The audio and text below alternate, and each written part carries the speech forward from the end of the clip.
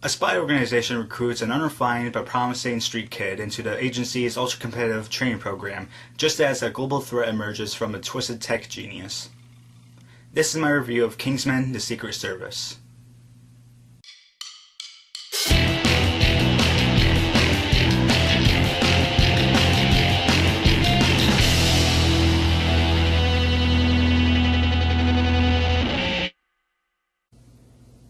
This movie was supposed to come out in November of 2014, and I was looking forward to it, but it didn't come out in November 2014, and it got pushed to February of 2015, and when that happened, I was like, ooh, because that's where the bad films go to, like January and February. But I still had hope for this movie, and I had medium expectations when going into the movie with my dad, and after seeing the movie with my dad, I would tell you guys that I thought that Kingsman: The Secret Service was a really good action movie, and a movie in general. The good points. I guess the thing that this movie had going for it was Matthew Vaughn and his directing in the movie, because it had his kick-ass style. And what I mean by that is that Matthew Vaughn is the same person that directed Kick-Ass, which came out in 2010. And in my opinion, I thought that Kick-Ass was a great movie. And the same thing goes with X-Men First Class, which he directed as well. But yeah, this movie had the kick-ass tone to it, and I really liked the comedic and action scenes the most in this movie. But overall, I liked the action more.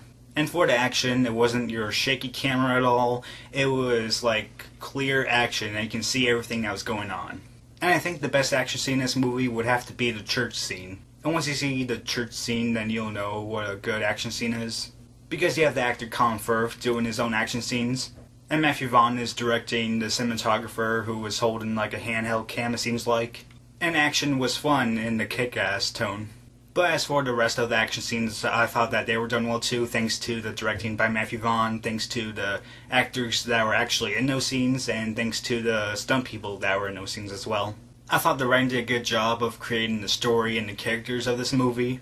And after I went back home after seeing the movie, I was thinking about it, and I was like, well, you know, this is sort of a mix between Kick-Ass and an old-school James Bond movie. Because you have the Kick-Ass tone as to the way it looks, and with the action, and with the comedy. And you get the James Bond tone with the characters in the way, and with the story, and with the gadgets that you see in this movie, because once you see some of these gadgets, like, they'll remind you of like some sort of old school James Bond gadget that you would see in the 60s or the 70s. The editing is another good thing about this movie. And I forgot to mention about the action scenes, that the editing was good with those action scenes as well, which is what made it even better. And for the most part, I thought that the movie was paced well. And the final thing I can say that was good about this movie would have to be the acting by the cast. I mean, the acting by the entire cast was just good. But the three people that I thought did the best jobs were Colin Firth, Samuel L. Jackson, and Mark Strong. And of those three, I thought that Colin Firth was the best, since I believe he did the best acting in the movie, and since he was in a lot of his action scenes doing his own stunts.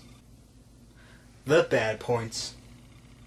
I guess the big thing that I didn't like about this movie would have to be the training portion of the movie. Once I first saw the movie, I thought the train scenes were done well. But then when I was back home thinking about it, I was sort of like, you know, they could have shortened those train scenes a little bit. Because it seemed like half the movie was focused on it.